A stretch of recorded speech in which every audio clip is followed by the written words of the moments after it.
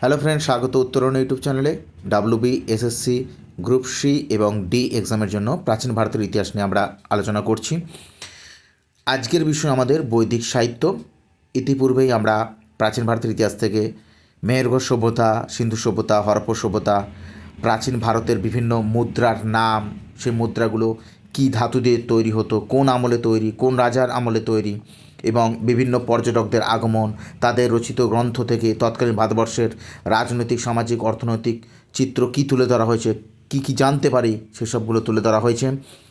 আজকে আমরা বৈদিক সাহিত্য থেকে জানব সেই কিছু গুরুত্বপূর্ণ প্রশ্ন, এমসিকিউ টাইপ, যেগুলো বিভিন্ন সময় বিভিন্ন পরীক্ষায় এসেছে, ভবিষ্যতেও আসবে।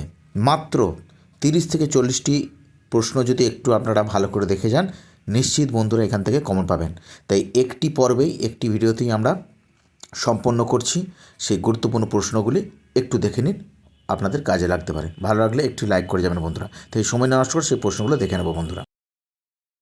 চলে এলাম বন্ধুরা সে আজকের গুরুত্বপূর্ণ প্রথম প্রশ্ন। ঋগ বৈদিক যুগে গাছপালার দেবতা কে ছিলেন? সোম। পরবর্তী প্রশ্ন, বৈদিক যুগে ঝড়ের দেবতা কে ছিলেন? মারুত। তার সঙ্গে একটু বলে রাখি বন্ধুরা, পুরন্দর কিন্তু ছিল ঝড় ও বজ্রের দেবতা। চলে যাচ্ছি পরের প্রশ্ন। ঋগ্বেদে বর্ণিত বিতস্তা নদীর বর্তমান নাম কি? ঝিলাম, মনে রাখবেন, ভিভিআই। পরের প্রশ্ন, বৈদিক যুগে দূরত্বের পরিমাপ কি ছিল? গাভূতি। চলে এলাম বন্ধুরা আমরা পরবর্তী প্রশ্নে। বৈদিক যুগে সময় নির্ণয়ের একক কী ছিল? উত্তর, গোধূলি। পরবর্তী বৈদিক যুগে রাজস্ব আদায়কারীকে কি বলা হতো? ভাগ দু ঘা, মনে রাখবেন। এই পলিটিক্যাল যে অর্গানাইজেশনগুলো ছিল সেখানে একটু মনে রাখবেন। সেই সময় প্রিস্টকে বলা হতো পুরোহিত, কমান্ডার ইন চিফকে বলা হতো সেনাপতি, রথচালককে বলা হতো সুত, এবং কোষাধ্যক্ষকে বলা হতো সংগ্রহিতা, এবং প্রধান রানীকে বলা হতো মহিষী, খেলোয়াড়কে বলা হতো অক্সভাপা। এগুলো একটু মনে রাখবেন বন্ধুরা। চলে যাচ্ছি পরবর্তী প্রশ্ন, ভিভিআই। পরবর্তী বৈদিক যুগে খেলোয়াড়কে কি বলা হতো? অক্সভাপা, ভিভিআই।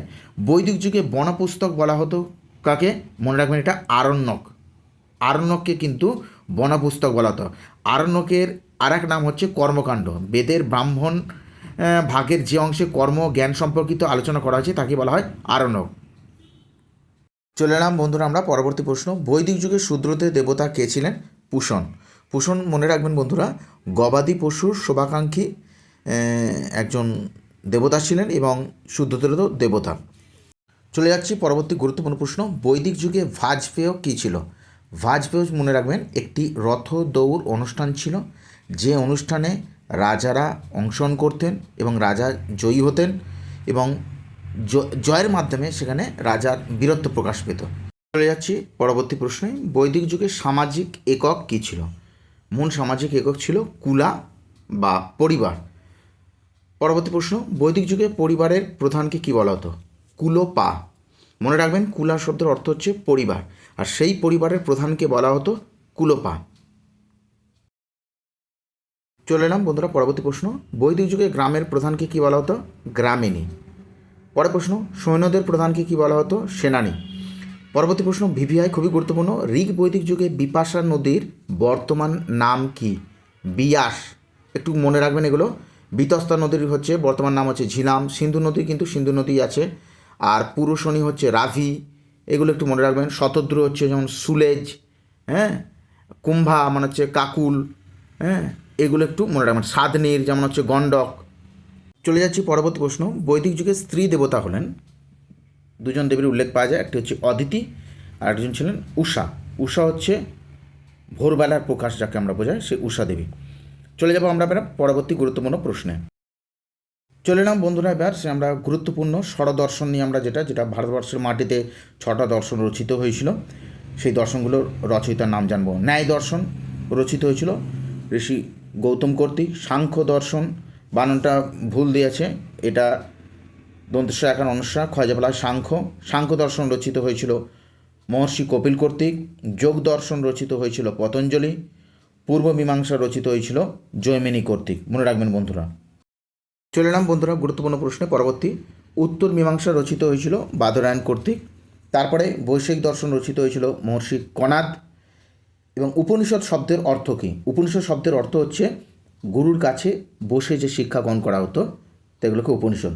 প্রায় 200টির ওপর উপনিষদ আছে, তন্মধ্যে 14টিকে মূল উপনিষদ বলে গণ্য করা হয়, যেমন আছে কট উপনিষদ, কেন উপনিষদ, ঈশোপনিষদ, ছান্দোক্য উপনিষদ ইত্যাদি বন্ধুরা। হ্যাঁ, এই উপনিষদগুলোকে বেদের শেষাংশ বলা হয়, তাই এর অপর নাম হচ্ছে বেদান্ত। চলে যাচ্ছি পরবর্তী প্রশ্ন। ভিভিআই খুবই গুরুত্বপূর্ণ। সত্যমেব জয়তে কথাটি কোথা থেকে নেওয়া হয়েছে?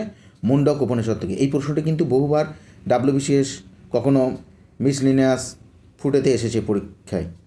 প্রশ্নটা খুবই গুরুত্বপূর্ণ বন্ধু। চলে যাচ্ছি পরের প্রশ্নে। চলে নাম বন্ধুরা আমরা পরবর্তী প্রশ্ন। তমসা মা জ্যোতির্গময় মন্ত্রটি পাওয়া যায় কোথা থেকে?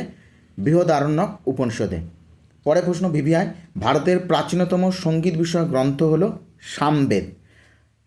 সমন শব্দ থেকে মনে রাখবেন, সাম শব্দটির উৎপত্তি হয়েছে, যার অর্থ হচ্ছে দেবস্তুতি জ্ঞাপক গীতি মন্ত্র। কোন বেদকে ব্রহ্মবেদ বলা হতো? অথর্ববেদকে। বেদের সহায়ক কাকে বলা হয়? উপবেদগুলোকে। এগুলো জানবেন। উপবেদ 4টি আছে: আয়ুর্বেদ, গন্ধর্ববেদ, ধনুর্বেদ, স্থাপত্যবেদ বা শিল্পবেদ। মনে রাখবেন এগুলো বন্ধু। চলে এলাম পরবর্তী প্রশ্নে। পৃথিবীর দীর্ঘতম মহাকাব্য কোনটি? সেটা হচ্ছে কৃষ্ণ দ্বৈপায়ন ব্যাসদেব বিরচিত মহাভারত, যার শ্লোক সংখ্যা হচ্ছে 1,00,000। তাই 1,00,000 শ্লোক বিশিষ্ট মহাকাব্য মহাভারতকে পৃথিবীর দীর্ঘতম মহাকাব্য বলা হয় বন্ধুরা। চলে যাব পরের প্রশ্ন। মহাভারতের প্রকৃত আদি নাম কি? জয় কাব্য। ভিভিআই। চলে যাব পরের প্রশ্ন। পঞ্চম বেদ বলা হয় কোন কাব্যকে? মহাভারতকে। না, মহাভারত হচ্ছে ইতিহাস পুরাণ লক্ষণাক্রান্ত বলে, তাই মহাভারতকে পঞ্চম বেদ বলা হয়। পরের প্রশ্ন। ঋগ্বেদে কোন নদীকে দেবী বলা হয়েছে? সরস্বতী নদীকে কিন্তু দেবী বলা হয়েছে। ঋগ্বেদে অগ্না বলতে কি বোঝায়? মনে রাখবেন, ভিভিআই গুরুত্বপূর্ণ প্রশ্ন, সেটা হচ্ছে গাভী। বৈদিক সাহিত্য থেকে বন্ধুরা 33টি প্রশ্ন দিলাম। আশা করি ভালো লাগলো আপনাদের। প্রশ্নগুলো খুবই গুরুত্বপূর্ণ। পরবর্তী ভিডিওতে আবার অন্য বিষয় নিয়ে উপস্থিত হব। ভালো থাকুন, সুস্থ থাকুন। ধন্যবাদ।